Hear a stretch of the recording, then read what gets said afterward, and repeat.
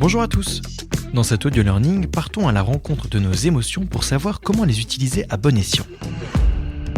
Que faire de sa colère ? En quoi la peur est-elle un moteur ? Comment réconcilier son chacal et sa girafe ? Avec Laurence, décryptons le lien entre émotion et besoin. Chapitre 1. Qu'est-ce que l'intelligence émotionnelle ? Bonjour Laurence. Bonjour César. Alors Laurence, tu es psychologue du travail et formatrice sur différents sujets liés aux soft skills et à l'intelligence émotionnelle. Je vais commencer par une question toute simple. Comment ça va aujourd'hui ?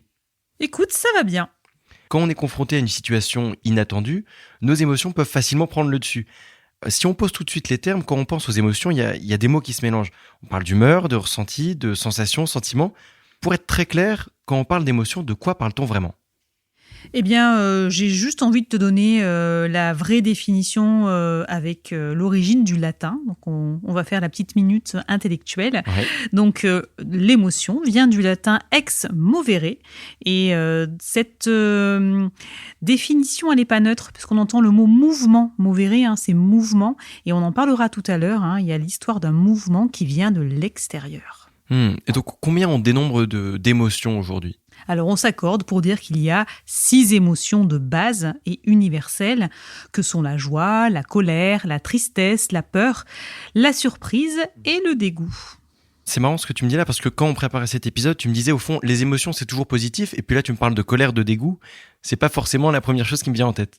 Oui, les émotions restent positives parce que déjà c'est ce qui nous différencie des robots. Nous éprouvons des émotions, ça veut dire que nous sommes vivants. Et c'est vraiment se sentir vivant que de ressentir toute une palette d'émotions différentes, celles qui nous font vibrer, celles qui parfois nous paralysent aussi. Et puis les émotions sont aussi hyper intéressantes parce qu'elles ont un message à nous délivrer. Les émotions nous indiquent quels sont nos besoins. On aura compris à la fin de ce podcast que prendre conscience de quels sont ces besoins, c'est déjà nous mettre sur le chemin. Ça nous permet d'avancer. Voilà. Alors forcément, mais au quotidien, on peut facilement se laisser déborder par ces émotions, se faire un peu submerger. On parle aujourd'hui d'intelligence émotionnelle, on parle de quoi ?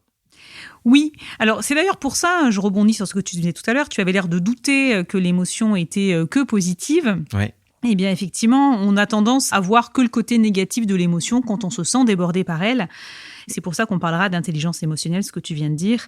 Alors, c'est quoi l'intelligence émotionnelle ? C'est être capable de savoir nommer finement son émotion, cette émotion qui nous traverse, de la comprendre, de comprendre donc le message caché, et puis aussi et surtout de mettre de la distance avec elle. Si je devais résumer, c'est conscientiser ce qui est de l'ordre de l'automatique. Donc réfléchir, analyser, je suis en colère pour telle et telle raison, pour être capable ensuite d'avoir une réaction adaptée et pas se laisser prendre par sa fureur. Exactement, donc là tu cites la colère. Par exemple, se laisser déborder par la colère, ça serait aller trop loin et potentiellement en arriver à détruire l'autre. Évidemment, c'est ce qui n'est pas souhaitable. Se laisser déborder par l'émotion tristesse, ça pourrait être se laisser complètement sombrer. Ouais. Et puis si on cite aussi la peur, ça serait par exemple devenir complètement paralysé. Être tétanisé, comme à l'approche d'un stressé, ouais, je comprends tout à fait. Comment on fait au fond pour pas se laisser manipuler, j'ai envie de dire, par nos émotions ? Eh bien, la première étape, c'est déjà de savoir la nommer, cette émotion. Et déjà, ça en soi, c'est pas simple. Je t'ai parlé des 6 émotions fondamentales. C'est souvent d'ailleurs les 6 termes qui nous viennent spontanément quand on doit chercher à nommer notre émotion. Mais il y a toute une palette beaucoup plus fine d'émotions qu'il faut savoir utiliser. Ça, c'est la première étape. La deuxième, c'est accepter. Accepter les émotions, de toutes les manières, elles vont nous traverser et on ne peut rien y faire. Donc, il s'agit simplement de faire avec et de laisser passer. D'ailleurs, donc, ça, c'est parce qu'on parle parfois de gérer ses émotions. Au fond, le terme est assez impropre parce qu'au fond, l'émotion, on la contrôle pas complètement. En tout cas, quand cette onde émotionnelle nous traverse, on ne peut rien faire si ce n'est que d'attendre que ça passe.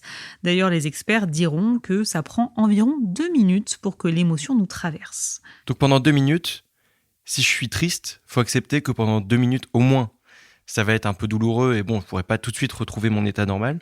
On peut tout à fait dire ça, mais ensuite c'est qu'est-ce que j'en fais ? Et voilà. C'est justement ce qui va nous éviter, pour reprendre ton terme, de se faire manipuler par nos émotions. Plutôt que de se faire manipuler par nos émotions, moi je vais revenir à ce que tu disais, c'est ce qui va nous permettre de développer notre intelligence émotionnelle. Eh bien c'est justement, une fois qu'on a été traversé, c'est de se poser, de prendre la distance avec ce qui s'est passé Et puis de comprendre cette émotion, de comprendre ce signal qui nous a informés de quelque chose et d'essayer de décrypter justement quel est le besoin qui est caché derrière cette émotion que nous avons ressentie. On explorera plus en détail justement cette notion de besoin spécifique pour chaque émotion dans les prochains chapitres. Mais je voudrais creuser cette notion de signal. Au fond, si on prend un peu la chaîne de l'émotion quand elle nous parvient, à quel moment on peut se dire qu'on peut bloquer la réaction en chaîne qui souvent nous fait surréagir? Il y a une situation, on réagit un peu à chaud. À quel moment on peut devenir intelligent émotionnellement pour bien gérer la chose? Bien, j'ai envie de dire déjà que les 3 premières étapes, on va devoir l'accepter et laisser passer. Ces 3 premières étapes, c'est le déclencheur. Donc, il y a un événement extérieur qui va faire un choc. Cet événement extérieur, c'est une information qui va être transmise par l'un de nos 5 sens. La vue, le toucher, l'ouïe, l'odorat, le goût. Et on va ressentir une émotion. Ça, c'est la première étape. La deuxième étape, notre cerveau. Notre cerveau, tu sais, il aime faire des associations, il fonctionne par catégorisation.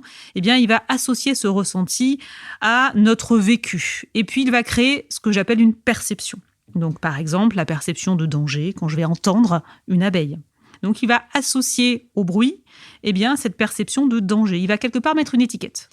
Et la troisième étape, c'est que, justement, notre cerveau va continuer son travail et va induire tout aussi automatiquement et dans un temps très court, un comportement, lequel n'est pas toujours adapté.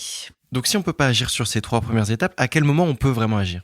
Juste après, une fois que l'orage est passé, si je peux te donner une image, c'est prendre ce recul-là et puis se poser sur qu'est-ce qui s'est passé. L'analyser, mieux comprendre et puis s'interroger, est-ce que la réaction que j'ai eue était la bonne réaction ? Bon, Laurence, tu vas nous raconter tout ça plus en détail dans les prochains chapitres, mais avant de conclure, j'avais une toute dernière question qui était aussi ma première.